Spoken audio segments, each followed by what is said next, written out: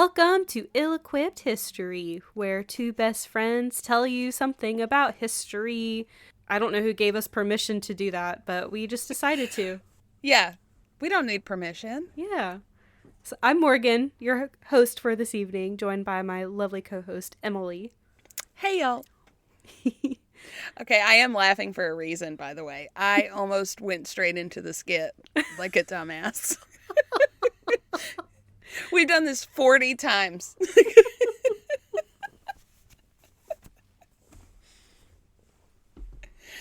Oh, bless it. I know. Bless it. How are you doing today? I am doing good. I beat my son in Mario Kart again today, but he was still happy about it. We were just, my daughter thinks that we're just like girl team, so... And then my husband came home from work and we were having like family Mario Kart time. Oh, that's so fun. I love that. Yeah. It's a lot of fun. We were all piled up in my son's bedroom. Just like, like 4 children. That's so much fun. Aw. It is. Cute How are moment. you? I'm good. Hanging in there. Nothing new to report. Same shit, different day. Yes. I will say the entire district is hoping it snows next week. It is going to get cold as shit. My Yeah. mother informed me of that today because I am still living under my rock. So Yeah, the low for next Tuesday is 1 too low. degree Fahrenheit. Too low.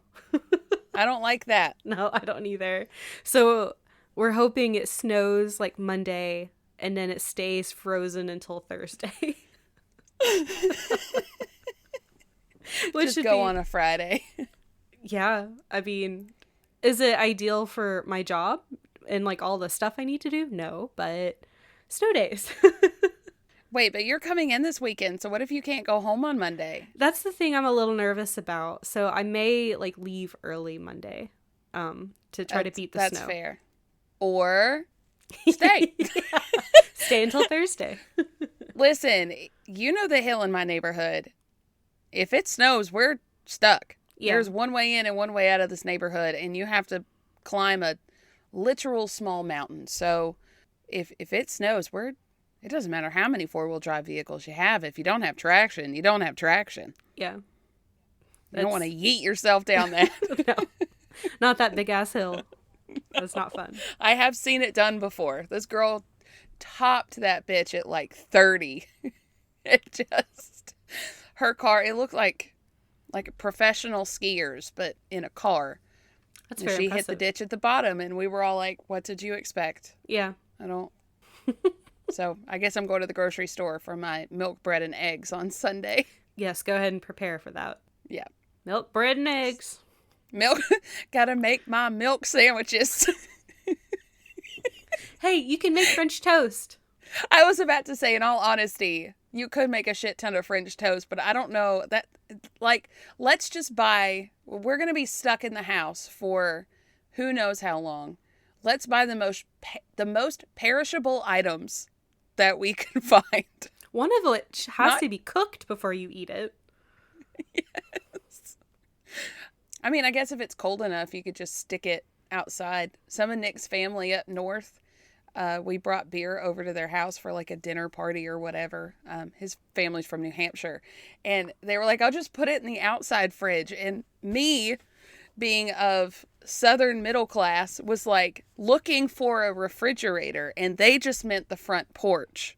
I was like, oh, okay, I'll just set it here. Free refrigeration. Yes. I was like, okay, where's the fridge? I don't see it. They're like, no, just put it in the snow. Oh, okay. Oh, got it. Got it. What's snow? What is that? I ain't seen no snow. Literally, it snowed while we were there because we flew up there the day after Christmas.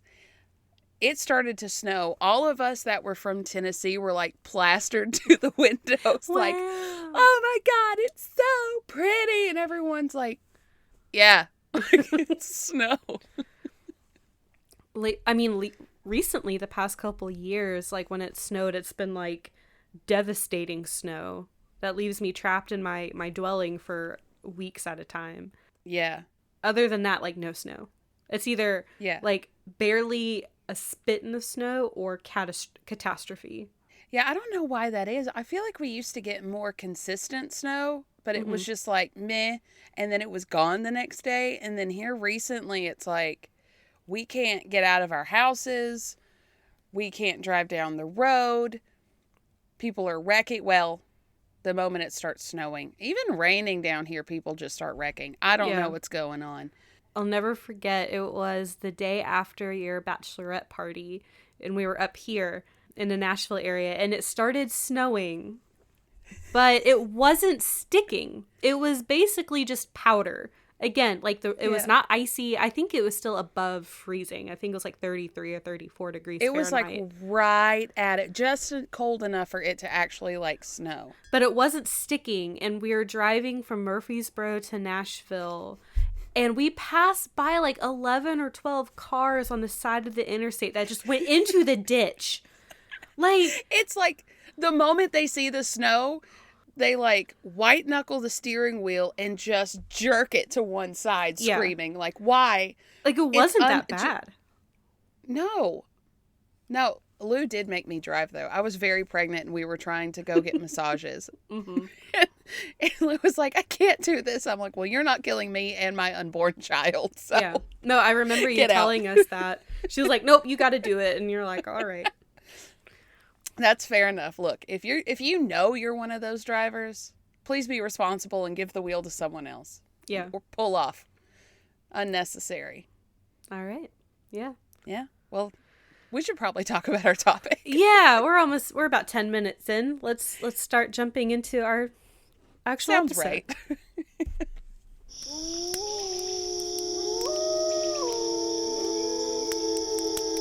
Two Neolithic hunters sit around a campfire. Wolves howl in the distance. Those howling beasts scare me, Dirt. Why do they all have to scream like that? Oh, they're not that scary, Branch. There's been some sweet ones that have been coming around the camp lately. What? Monsters in the camp? How can anyone let this happen? They're not that scary. They're just looking for food. Some of them will even let you pet them. Pet them? Are they, soft? Sort of. I do feel good when I pet them. I don't know what happens. But these beasts are good hunters. We're thinking about grabbing some of the pups to raise. Is that a good idea? Who knows? But the pups are really cute. I don't know why his name being Dirt and Branch really threw me off, but it was super cute. I couldn't think of any good Neolithic human names. It was probably just like, I don't know. Ugh. Yeah. Berg. Ugh. So, Emileigh, we are talking about a very unique subject today. We are going into a field that I am not super familiar with. We are going into genetics and biology and archaeology a little bit. Okay. We are going to talk about the domestication of animals. That's really cool. Honestly, Okay, I'm going to sound real crazy for a second. Not that I don't already sound crazy every week on this podcast, but I need to take notes because I'm trying to get a damn raccoon. I'm trying so hard. And I want a fox, and I've heard possums are kind of cool, but a raccoon, mostly. I just want, like, all the animals I possibly can.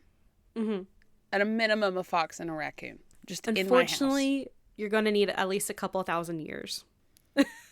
Come on. People have pet raccoons. Yeah, but they're not domesticated. No, I just want to yank one out of the wild. Just. Well, you can go ahead and do that. Okay. No one's stopping you.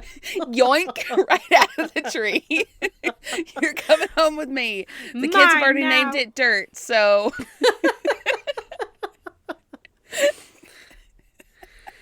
All right. So this topic was very hard for me to understand because, again, I'm not a geneticist. So anytime I read a lot of scientific articles for this, I read, how many did I read? I read 1, 2, 3, 4, 5, 6, 7, 8. 8 scientific articles written by people much smarter than me about genetics and biology and archaeology. And I didn't really understand a lot of it. I did my best, but once it started getting into like genome sequences, I was like, no, I don't comprehend this. I'm sorry. So I'm going to do my best. That's okay. Hey, we're not a science podcast. We're a history podcast. So we're just... Right. Again, with the hand motions that y'all can't see. Like, I need you to see me. She's making like circle movements with her hands. We're just like, we're going to encompass the essence of the science, not... Yeah. Yeah. That's what I'm Yeah. trying to... That's what that means. Yeah. Yeah. So just so y'all know, before we do a deep dive, I am going to be talking about evolution and natural and artificial selection. Charles Darwin is going to be coming up because he was one of the first scientists to really like dig deep into the science of evolution and stuff like that. So if that is not something you are interested in hearing about, then you can log off, because that's what this entire episode is going to be about. We'll see you next week. Yeah. Okay, bye. Okay, bye. We have a Patreon.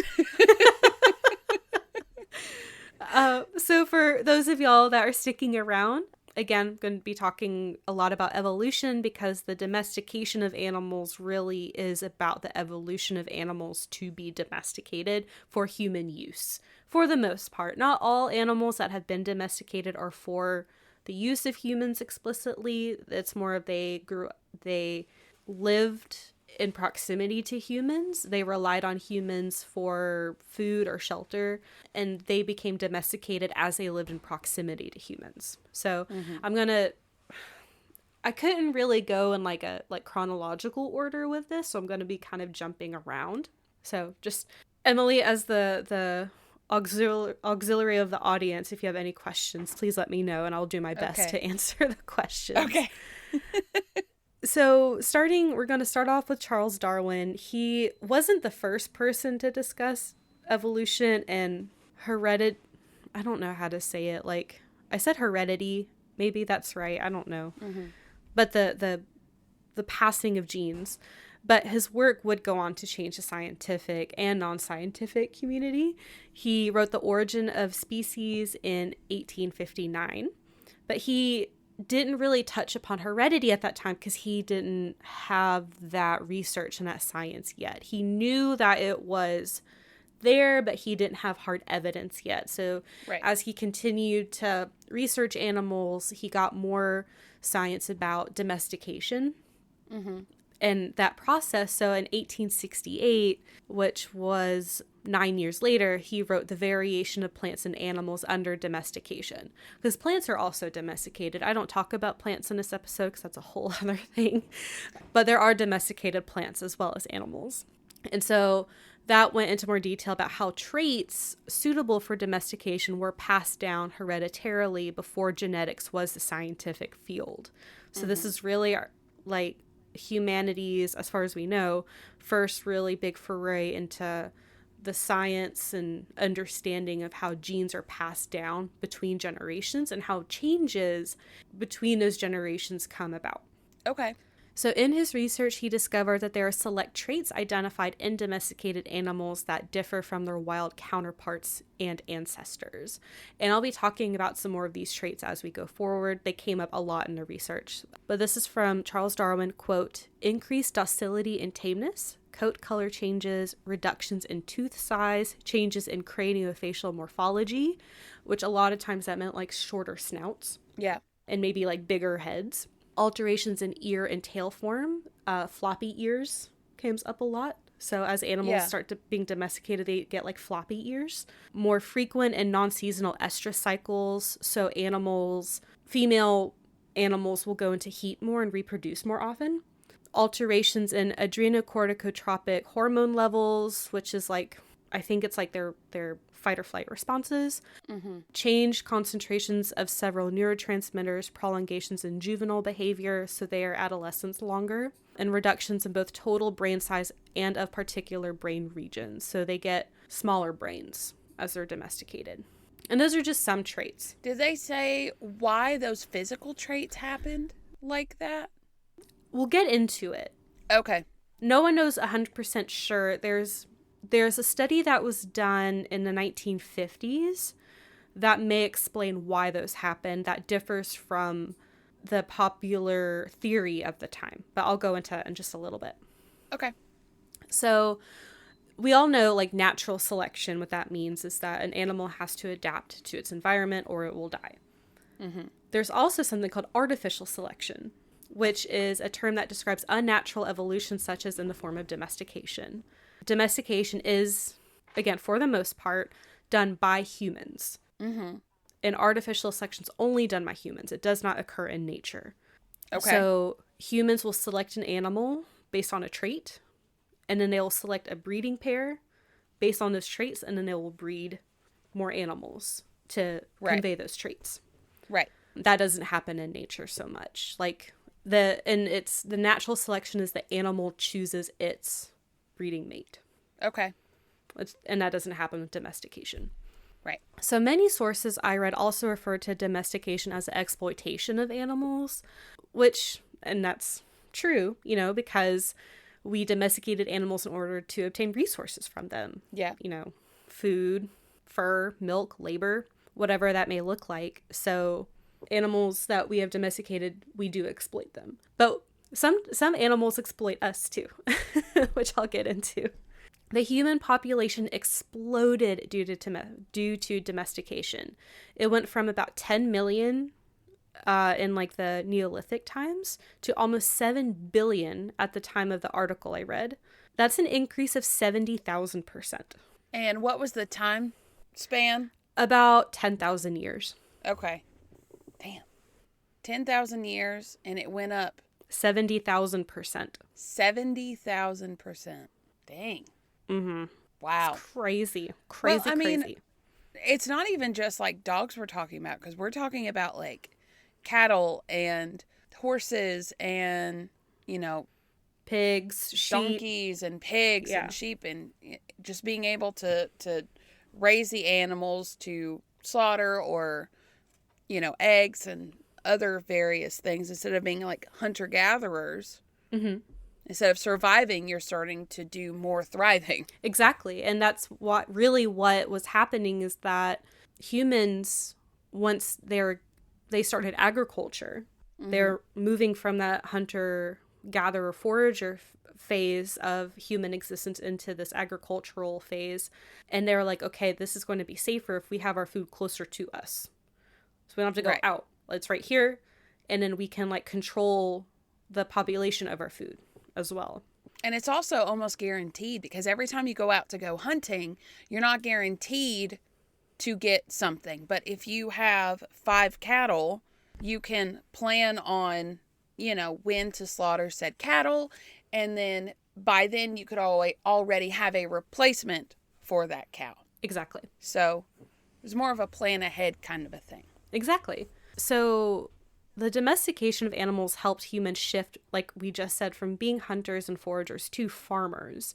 The active domestication of plants and animals began about 10,000 years ago and has helped cultivate human societies around the globe. And domestication, it started kind of in one area, but it wasn't the only place where animals were domesticated around the earth.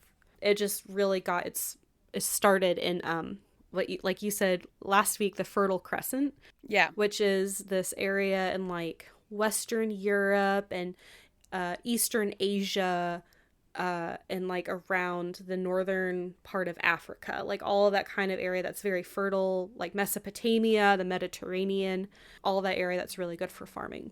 And as plants and animals were domesticated for agricultural use, they were altered to yield more output and provide more resources per unit. So animals, again, they started breeding more often, or could breed more often. They had more young, and each animal like was able to produce more. Okay. So like they had more muscle or fat for eating. They could produce more milk or eggs, and those were traits that were bred over time. So besides the dog, the earliest known sites of animal domestication were in Southwest Asia, including goats, cattle, and pigs about 10,000 years ago. Like I said, I'll talk about the dog a lot in just a second. Doggos. I was so excited to research so much about dogs. Doggos. Buffalo and cattle were domesticated in India between 8,000 and 4,500 years ago. The horse and donkey were domesticated about 5,000 years ago in Central Asia and Egypt, respectively. Chickens were domesticated about 4,000 years ago in Southeast Asia, and the camel was domesticated about 3,000 years ago. Wow. When was the cat domesticated? I will talk about the cat, because the cat is a unique topic. Yeah, I'm trying to figure out how we got from, like, big-ass cats to, like, well, I mean, Teek's pretty big, but, like, in a different way. Yes. No, don't worry. Just round. We're going to talk about the cat, because the cat is a very unique contender in the domestication game. So scientists have been studying genetic markers and capabilities for domestication in animals for a long time. Again, Charles Darwin really kind of started this conversation, and he started identifying different genetic differences between domesticated and wild animals. And he talked about genomes and phenotypes. So genome is the sequence that dictates how a trait will be expressed. Right. Within the gene. The phenotype is the observable expression of that trait. So, like, for example, your genome says that you will have brown hair. The phenotype is you have brown hair. Okay. The recent focus of this genetic research includes what specific traits are related to domestication, including, like I said earlier, quote, dramatic coat color variation and depigmentation, floppy and small ears. This is pedomorphosis with increased tameness and docility, and I think that's just, like, adolescent animals being, like, calmer and more readily around humans. Changes in craniofacial morphology, reduction in brain size, again, like the shortening of snouts, reducing of the brain. I've already said all of this stuff, but it, to finish the quote, may represent a so-called domestication syndrome that is observed across multiple mammalian domestic species. So, and that came up a few times in the articles I was reading, that the traits that resulted from thousands of years of domestication result in what's called a domestication syndrome. And it's just a way to describe how domesticated animals look and are different from their wild counterparts. You know what I keep thinking about is how you said the adolescents are, like, calmer and are more comfortable around humans. I just think about, like, humans and technology. And, like, humans 100 years ago, technology was just not... If you handed them an iPhone right now, I think their head would explode.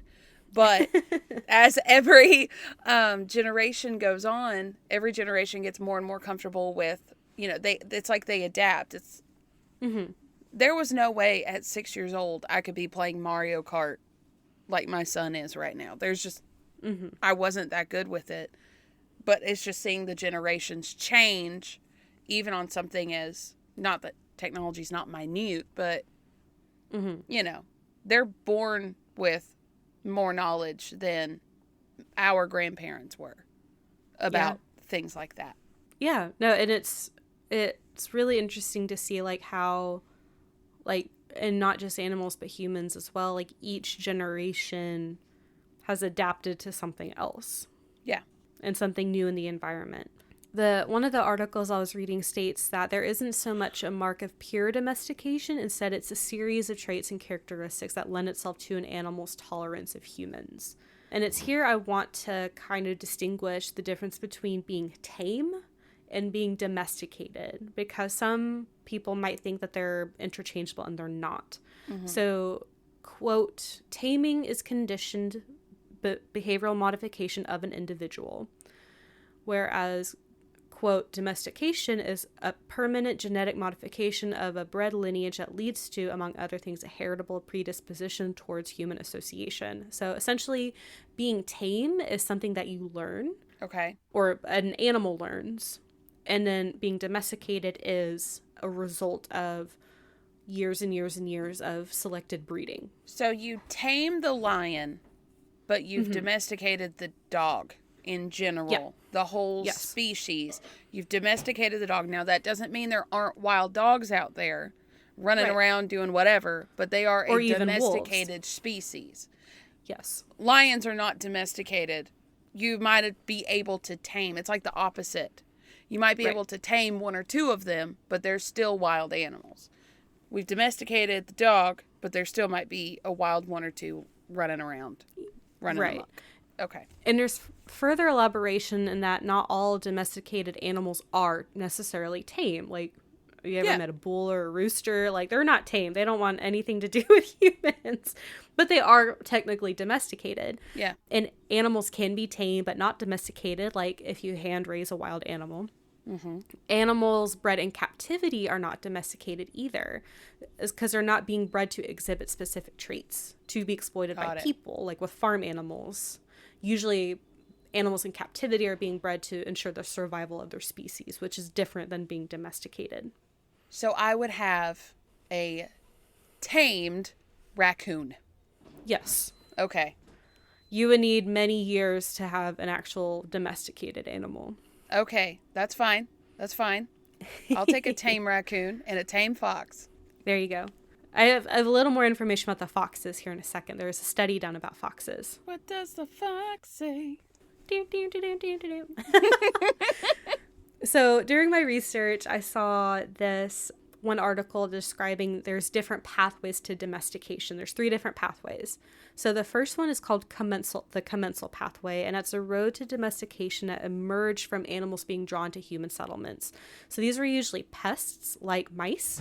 There are breeds of domesticated mice, and it's not because humans were purposefully domesticating the mice, but the mice were drawn to human settlements to feed on like waste and to like live in the homes and houses and stuff. And they're going for the trash. Yes, and they reproduced alongside humans, and they ended up becoming tame or domesticated. Sorry, but dogs and cats are kind of considered in this pathway as well. And I'll get a little more into dogs and cats. I go into a lot of detail about each of them, but they were not chosen by people so much. They started coming into human settlements. The prey pathway is intentional selection of the animal by humans in order to bring food closer to people. And that's usually like medium to large herbivores like cows and sheep. Okay. And then the directed pathway is an intentional domestication of an animal for use, like horses and donkeys. So originally horses and donkeys were just food animals, but then humans started realizing, we can use them for labor. They're strong as shit. Yeah. And they're fast. Well, horses are fast. Yeah. So we can start using them for that. And so then the directed pathway is like, okay, they're not just being used for food, like they have a specific use that we're going to breed. Could you imagine being the first person to look at a horse and be like, I bet you I can't hop up on that? And he get kicked into the sun. Yeah. I'm gonna like Team Rocket blasting off into getting shot in Pokemon. Just what do they say? But I just know they go blink at the end.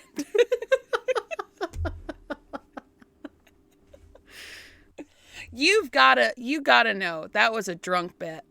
They were drunk on that fermented fruit, and they were like, "Hey, Dirt, I bet you can't jump on that horse right there." And Dirt was like, "Hold my fruit and watch this." Yep. That's exactly what happened. Yeah.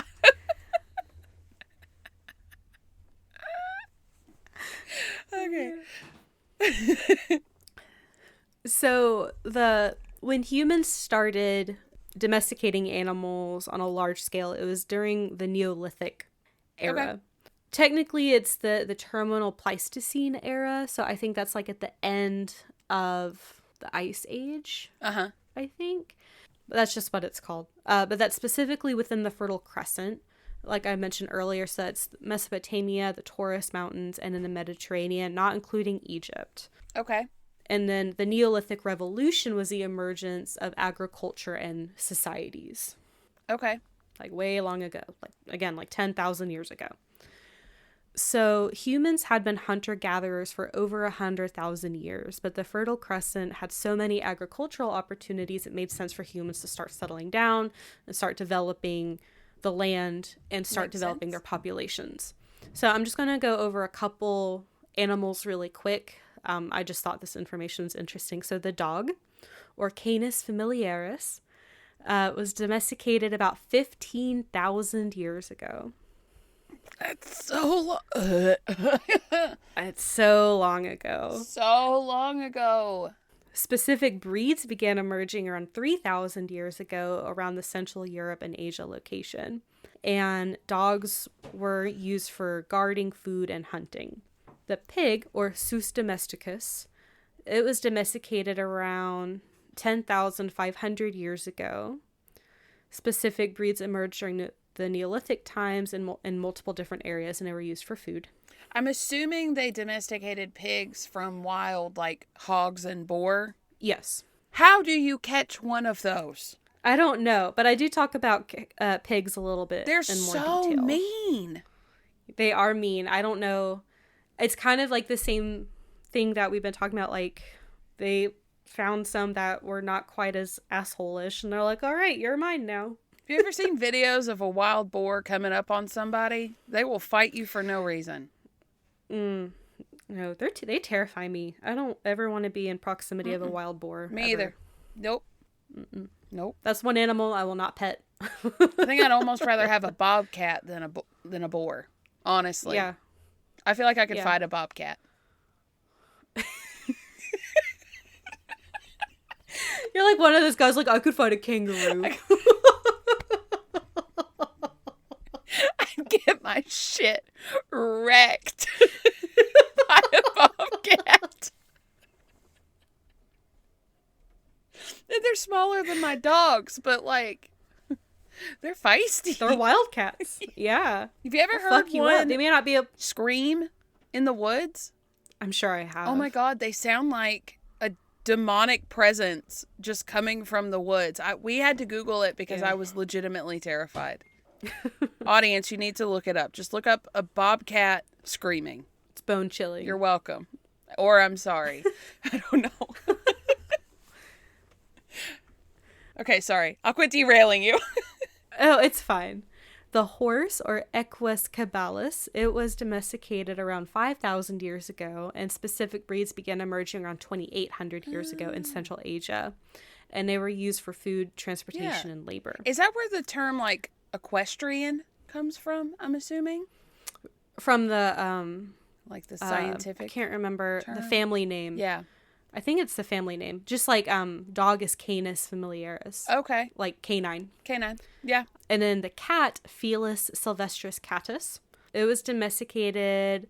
And then this is the current research. There was differing research for a long time, but this is what the current research says about 9,700 years ago in the Fertile Crescent region. Specific breeds began emerging less than 300 years ago. That was not that long ago. It was not. And the table I got this information from did not give a specific use for cats, which I'll get into. So as farming became more successful and as more of a reliable food source, people had to start taking measures to protect these lands. They would create communities and guard those communities, and those communities had needs that people would then fulfill. And now you have emergence of jobs and trade and commerce, and now you have the beginnings of human society. Okay. With this came the domestication of farm animals that had natural predispositions to lend themselves to domestication, like with cattle and sheep. These natural predispositions include following the alpha of a herd. So people would capture the alpha and then the rest of the herd would follow. Being able to live in close quarters with each other, like in a pen. Natural temperaments, like they're just cows and sheep are just kind of chill. Chill. Yeah. Able to eat a lot of different kinds of foods. They grow really quickly, they mature really quickly, and they would breed within human proximity. And that's another really important thing because some animals will not breed or mate with people around. And those animals do not lend themselves to domestication. How do they figure that out? I don't know. Just staring at them all day? I guess. And they're like, why don't you mate? Fuck you fucking sheep. And now you kiss.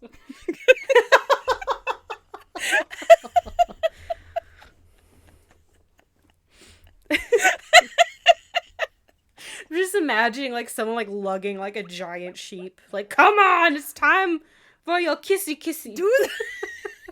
Just do it. Do it. Breed. I got you. I do feel weird for. Okay, sorry. I do feel I feel weird saying breed so much. I know there's nothing wrong with the word, but just saying it so much, I'm like breed. Yeah, it feels, after a while, it just feels wrong. Maybe we should come up with a code name for it or something.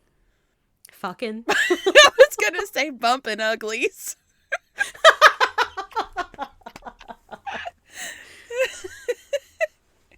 Okay, we'll go with that. Okay. So then the animals who display these characteristics were selected for bumpin' uglies, and thus genetic code for these traits is carried on to their offspring. I wish this was in a scientific journal. I wish.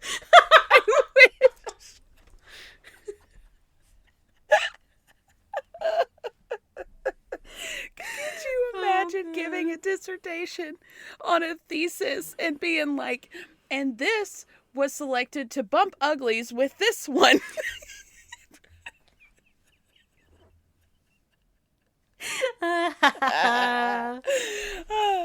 That'd be really funny. I would read everything by that author. Yes, I would too. Even though I didn't understand everything they said, be like, I'm going to read this author all the time. Me too. I would too. Okay. So now the moment you've been waiting for. I'm going to talk about the domestication of dogs. Doggos! Yay! Man's best friend. So dogs were the first organisms to be domesticated by humans, even before plants. Yeah, fuck them plants. We like the fluffy puppies. Yep. Again, 15,000 years ago. The next animals to be domesticated weren't done until 5,000 years later. I'm just looking up a little. Okay. The oldest Egyptian pyramid was in 2630 BCE. So that's only like 4,000 years ago. Yeah. For perspective, yeah. Humans were still hunter-gatherers at this point. No wonder they're man's best friend. They've always been there. Yeah. So they really lent themselves to be companions, guards, and hunters alongside humans. So there's two intertwined processes of dog domestication. So there were wolves who started to get used to human presence. Mm-hmm. They would enter areas where humans had inhabited to pick off remains or injured animals from different hunts. Mm-hmm. And then as time went on, the wolves would notify the humans of invaders at night. So it started like naturally, and I don't think it was like, let's warn the humans, but like the wolves would be in close proximity and then they would bark or howl at other animals or humans that were encroaching in on the territory. Well, I guess if you think about it, if you are a group of people and you're moving about and you're leaving, things that could be useful to the wolves, and the wolves are kind of following along with you, they would see mm-hmm. An interest in keeping you safe as well. So exactly, if they wanted to keep getting the goods, you have to be alive. And they probably learned that. Wolves are smart as hell. Yeah, they are very smart. And then because of this, over time, humans began direct interaction with these wolves who were pulled towards the humans. So the humans would start taking wolf pups to start, like raising them and all that. Yeah. And to socialize really early with people. And unintentionally, these wolves began being chosen for characteristics of tameness, so their ability to be around people and less likely to run off. Then these wolves were bred together and the desirable traits were embedded into the genetic code of what are now dogs. So this affinity to be close to people is in dogs' genes. Well, originally they're pack animals, so they see you as their pack and you're their people. Yeah, absolutely. And then dogs began being bred for more narrow traits and like specific skill sets. Mm-hmm. And that's when different dog breeds began emerging between 3,000 and 4,000 years ago. So like we have dogs who are ratters. We have dogs who are good for swimming. We have dogs who have really fluffy coats that adapt them to the cold, all kinds of dogs. And so it started 15,000 years ago. So for about 11,000 years, they were all roughly the same. Obviously, wolves in different areas look different and are different. But the more specific, like on purpose breeds started happening around 3,000 to 4,000 years ago, right? Yeah. Okay. I assume they're probably relatively wolfish. I mean, they had those characteristics of like the ears started getting floppier and the muzzles started getting shorter, probably like less dense fur depending on the region they were in. But overall, yes, like I think they were relatively wolfish, and then they're like, okay, we need dogs for this specific task. This dog is really good at this, and so is this one. So boom, we're going to create a new breed. Okay. So there were also dogs in the Americas. They were believed to have already been domesticated from Asia and came into the Americas through the land bridge between Alaska and Russia as humans came into the Americas as well. So identifying where dogs as a whole was a bit more difficult. The consensus for a while indicated somewhere in Eurasia, but new evidence suggests there's two different domestication events happening in East Asia and Western Europe. And then as trade began happening between the two, the East Asian dogs ended up replacing the European dogs, which is also really ironic because later on, the European dogs would replace the American dogs. Oh, okay. And there's also evidence that there's a wolf breed in Siberia who's additionally domesticated separately, and that's where we get Arctic dogs, like huskies and Malamutes and all that. My fave. But the article I was reading, or one of the articles I was reading about this said, tracking the, quote, paleo-genomics of dog domestication is, quote, sufficiently confusing. No one really knows. I know. I'm doing my best. So when the articles were going into a lot more about the genes and stuff, I was like, I have no idea what any of this means. I could write it down and I could say it back, but I could not tell you what it meant. So I was just like, I'm not going to include that. If I have the articles linked, if you want to read more about biology, you can. So American dogs, like I said, were virtually replaced by European dogs when the Americas were colonized, both by breeding and disease, kind of like what happened with the people living here. The European humans and dogs brought diseases over that wiped out the indigenous populations of both. And then I also came across something that said there's differences in brain tissue between dogs and wolves, suggesting there's a difference in the genes for aggression between the two. So again, like over time, over 15,000 years, dogs, their brain is literally like, we're not going to be as aggressive to humans as wolves are. Yeah. So that's kind of what I have on like just the early domestication of dogs. Now we're going into cats. Kitty cats. Kitty cats. I didn't know this. Cats are the most popular pet on Earth. I didn't know that. I thought dogs were. Well, I could almost see that because they're more self-sufficient. Yeah. I mean, when we go on vacation, we have to find someone to watch the dogs, which is typically my parents. But, like, our cat's an inside/outside cat, so we just kick him outside, give him plenty of food, have someone swing by if we're gone for more than 2 days. Like, yeah, he's fine. So he's fine, yeah. It's easier. And with so many people living in big cities, say if we had River and lived in like an apartment, she would have been miserable. She needed her like run time. Whereas a cat, I mean, even if it is like a very high energy cat, you can deal with that within like an apartment space. An apartment, yeah. No, you're right. It does make sense. So how are they domesticated? We don't eat them, and we don't rely on them to clothe us or guard us. So why were cats even domesticated in the first place?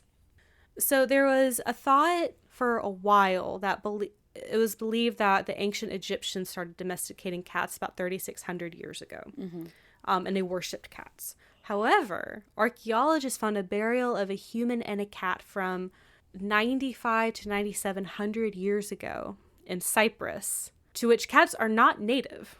It is an island. So this showed that the cat and the human had some kind of special relationship to warrant the cat to be buried with the human. I know. I know. Kitty cat. So genetic research shows that domestic cats are descended from a very specific wild cat in the Middle East. It is called Felis sylvestris libica, or libica. Sylvester?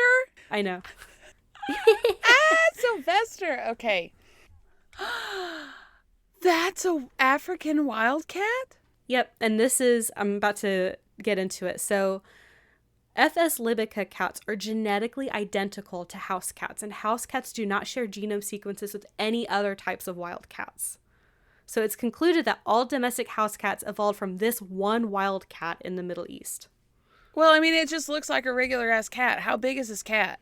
I think it's about the size of a regular house cat. Yeah. So they didn't change. They're so stubborn. They didn't change. They were just like, we don't want to hunt anymore.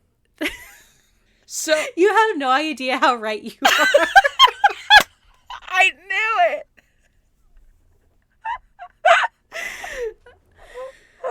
Like, fuck you. I am who I am. I'm not going to do a damn thing for you. Look how cute I am. I will allow you to pet me twice, maybe thrice a day. And yeah. And you're going to feed me and love me and worship me. Yep. And we will gladly do it because kitties are great. Yes, we will. So cats were domesticated later than dogs were, and they didn't start being domesticated until humans had already started establishing settlements. Okay. Again, they came from wild cats, but they're not really suitable for domestication. So they're obligate carnivores, which means that they can really only eat meat. Okay. Cats can't really eat. They're not omnivorous. Like even dogs need like some vegetables and grains and other types of variety, but cats almost explicitly can only eat meat. So that's hard. Like it's really hard to domesticate an animal that eats just meat. The cats are very solitary and they're very territorial. Again, not suitable for domestication. And cats are not really trainable to complete specific tasks like dogs. Like not even mousers. Like they're not even the best mousers. Like the article I was reading said that terriers and ferrets, which are domesticated polecats, are better options as mousers than cats are. Go back to my mouse in the bathtub story. You're right. You're right. He was just having a good time. He wasn't going to actually kill it. He just wanted to destroy its soul, just I to guess. play with it. Yeah. He was fucking... No, and you can't train cats. Again, like, you can't breed them for specific purposes like dogs. So, why were they domesticated in the first place? Evidence points to cats wanting to be near humans due to food and shelter. Okay. Mus musculus domesticus, or the domesticated house mouse, which I love saying that, house mouse. House mouse. It's another animal that domesticated itself to live off the waste of humans. So again, this was not an intentional domestication by humans. Okay. The mice they couldn't really compete with wild mice or other wild mice, so they started hanging around closer to human settlements and kind of evolving to be close to humans. Okay. So cats probably use these mice as an easy food source. And cats continue to stick around, but mostly left to fend for themselves. So their hunter instincts were not bred out of them like in dogs. Right. And cats are still really good hunters, like even like house cats are. When they choose to be, yes. Right. Again, when they choose to be. And cats are still, like you said earlier, they're pretty self-sufficient. Yeah. And like you have feral cat colonies all over the place. And like feral cats, they are house cats, but they can survive just fine. Well, like in the wild. And even like if you're talking about just the temperament differences, if Marin is not touching someone, she is having a bad time in her life. She wants to love, and she will literally lay on top of Parker if she's not feeling loved enough. I will not see Teak for 24 hours, and he just comes out from under the bed like, you gonna feed me now? Like, that would be great. So he's like, I will allow a pet, and I will swat you with a claw as affection. And then I feed him, and he goes back to whatever he was doing. Yeah, I mean, that's cats. Yeah. And of course there's differences, like Yeah. I know there's a lot of cat havers that are like, my cat is the sweetest little cinnamon roll. It's completely useless, which that does happen. But overall, cats as a species are pretty self-sufficient. So what you're saying is that regardless of whether they are sweet or mean, they're still just useless. Basically, yeah. They're just there for accessory and whatever. I mean, really, and I was even brought up in one of the articles I was reading, there's not really a reason that humans would select cats for domestication, but cats began inhabiting human settlements, and they were just like, okay, yeah, that's fine. And the cat essentially domesticated itself through natural selection. Well, and going back on the mouser thing, we both grew up in a rural town. If you talked about a barn cat, you knew that was not an indoor cat. That was a cat that lived in the barn. And because it lived in the barn, it felt the need to go after the mice and stuff in that barn. You brought that, everyone knew if you brought that cat inside, it was not mousing anymore. It wasn't going to do it. Mm-mm. So you had to, if you wanted it to be a mouser, you could not bring it in. It was an out there cat. It would get a taste of the good life and be like, why do I have to work for my food anymore? Why do you think I have a 25-pound cat? He doesn't have to do anything anymore. So, genetic analysis between house cats and wild cats show that while wild cats show genetic markers for their inhabited regions, house cats are still extremely genetically diverse. So, the articles I was reading talk about a genetic bottleneck. So, basically, as breeds are selected over time, the gene pool starts narrowing a lot because you're only breeding for select traits. Right. So the gene pool gets a lot less diverse. It creates a literal bottleneck. But cats, they don't, unless, I think I talked about this a little bit later, but unless they're pedigree cats tend to choose their own mates. There isn't with dogs or any other animal, there isn't a purposeful breeding. If a cat is going to breed, it's going to be on accident with a tomcat around the corner, and you're like, shit, now my cat's pregnant. So that's cats overall, while they still come from one common ancestor, they're still incredibly genetically diverse. Yeah. Unlike other domesticated animals. So cats began being worshipped in Egypt about 2,900 years ago. And there was even an Egyptian goddess created named Bastet, who I think she has a cat head. And then cats began spreading through Europe around 2,000 years ago. They knew what they were doing. They're too smart for their own good. To bring up dogs again, dogs are a lot more variable. When you think about dogs, they can be from the tiniest Chihuahua to the biggest Great Dane. There's huge variability in dogs. Yeah.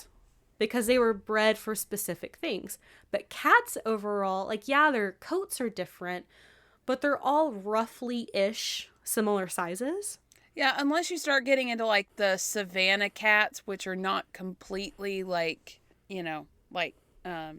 one kind. What am I trying to say? They're part wild cat. Right. They're, I think savanna cats they come from serval cats. Yes. Because servals are pretty tame, and I think savanna cats descend from them, but they're not the house cat. Exactly. Yeah. They're a different kind of cat. Is a Maine Coon like that too? Where they're... No, I think Maine Coon, I didn't see anything about them. I think they're just big old cats. They are hefty. But I didn't see anything about them having a different ancestor. Okay. But they have similar tail sizes generally. They have same ear shapes. Mm-hmm. They don't have floppy ears. There's some new breeds of cats that have floppy ears, but again, that's a breed of cat. But overall, cats don't have floppy ears. They have similar facial structures, all of that. So one article I was reading posits that if cats are truly domesticated as a main definition of domestication is selected breeding by humans, cats tend to choose their own mates, like I said earlier, with the exception of pedigree cats. So, and additionally, house cats are not genetically different from their ancestor. Also, apparently house cats have longer intestines than wild cats, and Darwin posits that it's because house cats needed to adapt to being fed table scraps.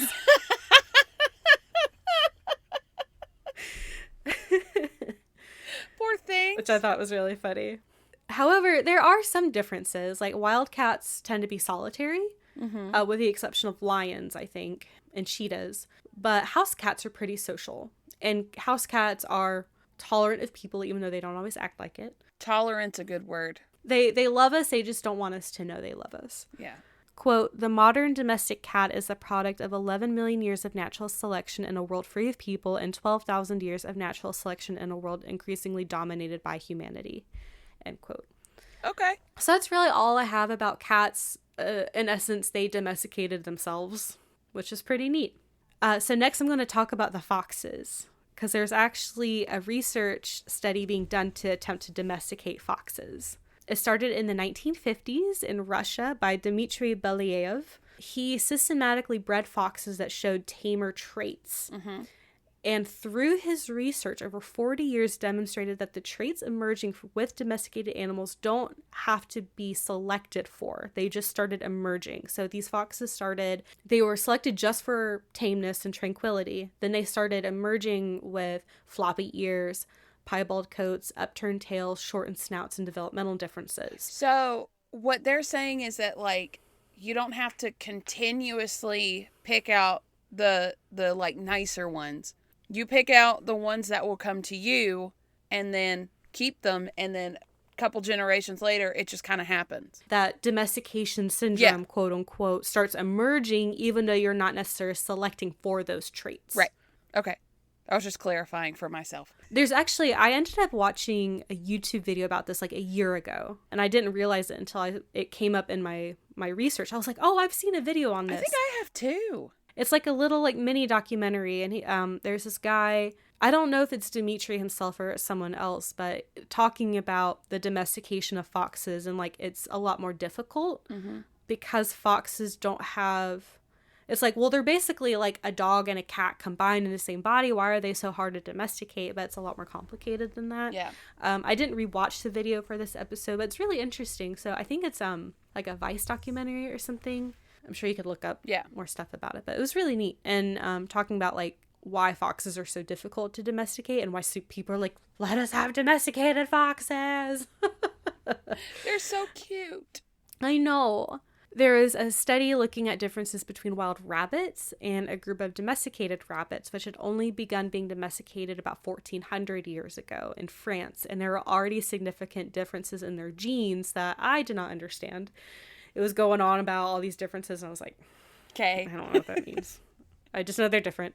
So basically, this saw that even with barely over 1,000 years of domestication, there was already big changes in the genetic structure between wild and domesticated rabbits in this area. Huh. So again, you just need about 1,000 years just about to have 1,000. a domesticated animal. I can wait it out. Do you know any vampires? Because I'm gonna need to like live that long. To domesticate a raccoon. Yeah. Analysis of ancient cattle DNA across Europe, Anatolia, and the Near East, and Anatolia is like Turkey-ish, showed that the majority of the population of these cattle came from a small population of female cattle in the Near East and Anatolia before spreading throughout the rest of Europe. So it's like a pretty small population that ended up moving and kind of spreading throughout. And then human interference also explains the spread of different animal species throughout the world, such as with horses, which are native to Central Asia. So like humans would bring animals to different areas. Yeah. Like horses are not indigenous to the Americas. They're actually an invasive species. But now we have wild herds of horses running around because humans brought them over. I didn't know that. Yeah. And additionally, when animals are spread to different areas, they can intermingle with local populations of animals, which further changes the DNA of offspring and makes comparisons between ancient and modern animals very difficult. Because they're like, where the hell did this animal come from? I don't know. They, like, this thing says one thing and this thing says another thing, and I can't figure it out. And it's kind of what happened with pigs. Pigs were domesticated about 9,000-ish years ago, but there's a lot of continued involvement between domesticated and wild pigs, to the point where the original ancestors for domesticated pigs cannot be traced anymore because the DNA is so mixed up. Yeah. Pig domestication occurred in two different locations that they can kind of figure out. China in the Mekong Valley and Anatolia, which again is modern-day Turkey. There's research done by Laurent France and Martien Gronin and that they suggest that pig herds were nomadic, and as they kind of traveled between locations, they would mate with local boar populations. Okay. And there's this idea that historic farmers would still pick out offspring that looked like pigs from these kind of unions. So eventually there was these genetic islands that made the pig look like a pig, even if a boar was a parent. Oh, okay. And then my last little bullet point, bees. Bees are also domesticated. They're able to live in human-selected environments in close quarters. They are, aren't they? They are, and we utilize bees. We exploit bees for honey. Huh. And people have tried to do that with like crustaceans like lobsters and crabs, but they'll turn cannibalistic if they're kept in tight quarters, so not ideal for domestication. So that is all I have on the domestication of animals. I read a bunch of different research papers and articles in a lot of scientific journals. I'm very proud of myself. I'm proud of you too. I haven't read this many scientific articles since graduate school. I didn't think I would ever have to ever again, but here we are. Yeah. So I'm going to talk about the articles really quick, and then we can move on. So I read Taming the Past, Ancient DNA and the Study of Animal Domestication by David MacHugh, Gregor Larson, and Ludovic Orlando. From Wild Animals to Domestic Pets, an Evolutionary View of Domestication by Carlos Driscoll, David Macdonald, and Stephen O'Brien. The Domestication Syndrome in Mammals, a unified explanation based on neural crest cell behavior and genetics. That one was really hard to get through. It sounds it. By Adam Wilkins, Richard Wrangham, and W. Tecumseh Fitch. Unlocking the Origins and Biology of Domestic Animals using Ancient DNA and Paleo-genomics by Gillian McHugh, Michael Dover, and David MacHugh. The Taming of the Cat by Carlos Driscoll, Juliet Clutton-Brock, and Andrew Kitchener, and Stephen O'Brien. The Evolution of Animal Domestication by Gregor Larson and Dorian Fuller. The Taming of the Pig Took Some Wild Turns by Elizabeth Panisi. And Invertebrate Domestication Behavioral Considerations by Samuel Gond III and Edward Price. Good for you. Thank you. They were so hard to read because all these people are so smart. And I am not. You're doing better than me because I was researching our next topic yesterday, and I was like, ooh, I'm gonna watch a little video. And you're over here reading scientific journals. Hey, I watch videos all the time. If I could watch it in a video instead of reading it, I would much rather do that. Yeah, me too. It's just easier. I'm a visual kind of a learner, so like if there's something for me to watch, it's better if hands-on, but it's like hands-on, visual, and then reading last. So yeah. And an auditory, like, very bottom. Oh, auditory for me is, like, third. I can't hear anything, so if someone's just, like, if I can't, like, write it down and, like, look at it, if I'm just being told it, I'm never going to remember it. Yeah. Never, ever. I listen to a lot of audiobooks, and I do that while I clean. So that's, I retain it. So, and I listen to podcasts and audiobooks because I really like it, but it's a lot harder for me to remember what I listen to than if I had read it. I find that it's easier if I'm listening to like a really well done audiobook. It's easier for me to like imagine what's happening. Yeah. I have to be able to see it in my mind. Yeah. To remember it. And that kind of brings in the visual aspect. That's how you know it's a good book, is when you feel like you're in it and like and watching a movie, watch it basically in your mind's like a movie. Yeah. I love that. Yeah. So yeah. Do you have any questions about the domestication of animals? Can I still have a raccoon? Yes. Okay. Then I already told you can. I know. It just may not be domesticated. I will take a tame raccoon, a tame fox, a horse if my HOA will allow me. I don't see why not. I have a chicken coop outside. Where would you... I think a horse needs a bigger space than a chicken coop. I mean, yes. I do have like a little over an acre. I'll fence in the entire yard. The entire property line can be fenced, and he can run around my house. There you go. Yeah, that'll be fine. I'll get a small one. Yeah. I don't need Yeah, like a little pony. Yeah. Nick will be fine with that, right? Yeah, totally fine. No worries. Yeah. I mean, he's come home before and I've like just ripped up the carpet in a room without telling him, so he's used to my antics. He's lucky I haven't tore a wall down or something. I know you're planning on it. I want to. I don't know if it's worth it though. We gotta get floors down first. So if we lay floors, I'm not tearing any walls down after that, because I'm not about that life. Yeah. Yeah.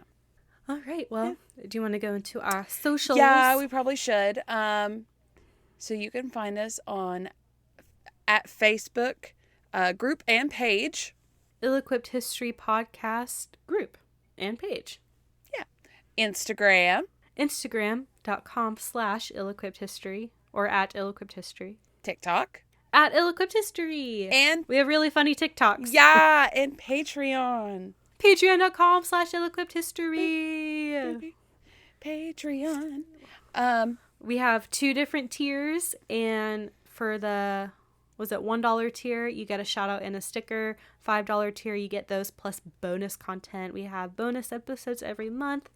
There's some pretty cool ones. We just did one on New Orleans. Yeah. The one before that was inventions.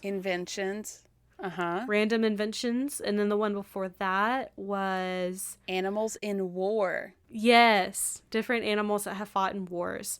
So if y'all would like, and they're pretty wacky. They're very long. We're very unhinged. We are unhinged, and if possible, we like to go on site. We like to get boots on the ground.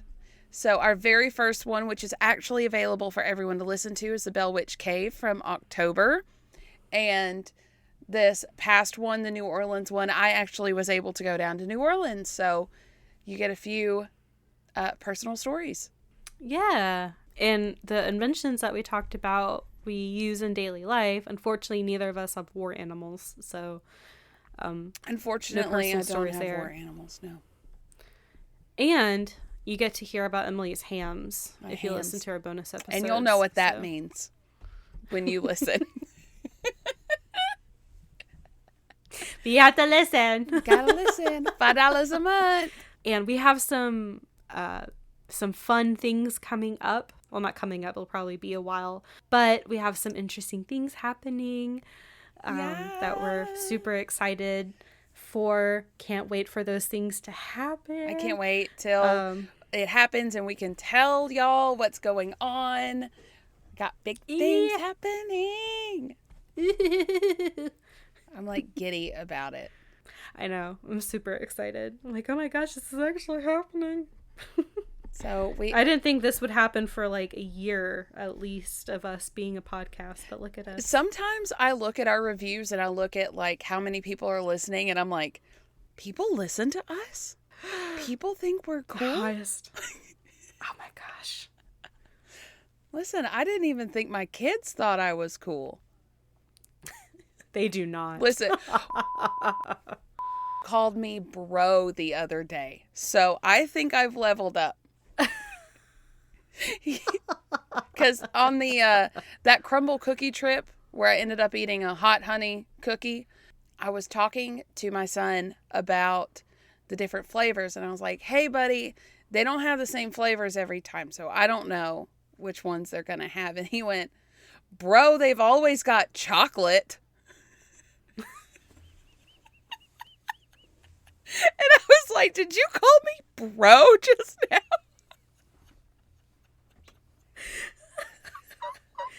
I mean, he's not wrong. He's not wrong. I'm sure they always have chocolate. By God, they did have a chocolate when he went, I want that one, thank you. That is so funny. Bro, they always have chocolate. And he said it like I was the dumbest person on earth. Maybe I didn't level up. No, that wasn't a Bro, that was a bro. Bro.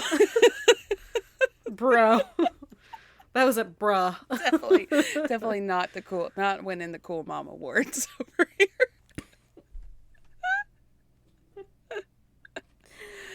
You're a cool mom to me. Thank you. We do like to joke that you're like our adopted daughter when we go out as a family, and you're just like fifth wheeling it over here in the middle between the kids in the back seat. It's fine. Yeah, and I just sit there, I hang out with the kids, and they ask me questions, and they think you're great. I'm just like, yep. They think you're great. It's because I leave. Yeah, they're tired of my face. Like every day we play the game high-low at dinner, and we ask them what their high for the day was and what their low for the day was. They don't have to have a low, but, you know, we like to ask. And 99% of the time, they say their high is Dad coming home. Not a single mention of me. And Nick has started going, well, what wasn't your high your mom picking you up from school today? And they're like, yeah, I guess that too. Like, that feels so sincere, children. Thank you. Yeah. When you're around each other almost 24/7 for 5 to 6 years, you're not as exciting anymore. No. It's Nick's always like, well, I don't want the kids to go stay the night at so-and-so's house. And I'm like, could they though?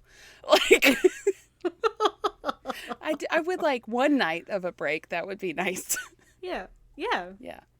But I understand. He works a lot, so he doesn't get to see them as much as I do. He wants to see them. Yeah. So, yeah. Thank goodness they like to go hang out with him in the garage. I just go back upstairs. Like, I'm going to take an hour. I'm going to take an hour. I'll be back. Yeah. See you later. Yeah. Okay, bye. We should probably let you say some words and let them go. So, you know, if you can't domesticate an animal, tame it for sure. Yeah. But be responsible, you know. We don't need no more invasive species anywhere, and be safe. Don't get rabies. Don't try to fight bobcats. No, don't. Or kangaroos. Or boar. Hogs. No. Don't. God, don't do that. Mm-mm. Hug a dog or a cat. If you want, like, and just appreciate. Is this like one of those commercials where they're like, have you hugged your children today? Have you hugged your dog today? Do you appreciate the thousands of years that have culminated in this very moment? For my fat pit bull, I do appreciate it. Or my tiny sissy chihuahua, I appreciate every moment. My crackhead of a mutt. She is a crackhead. She's sweet though. Very sweet. No brain. She might look like she got put together at the dog factory on a Friday at 5 p.m. with leftover parts from other dogs that don't match, but damn it, she's sweet. She might have one ear that goes straight, one ear that goes to the left. I feel like we should put pictures of our dogs on Facebook and my cat. Your large I did take a picture of him laying on the kid's like backpack, and he is as wide as the backpack when he lays down. So I will send that to you. Oh, no. He is the width, him thick, and it's a butt pic too. It's like from the back, so it's perfect. His lard ass, his hams. I love it. Hams. Goddamn hams. Them hams. Okay. Okay, bye. Bye.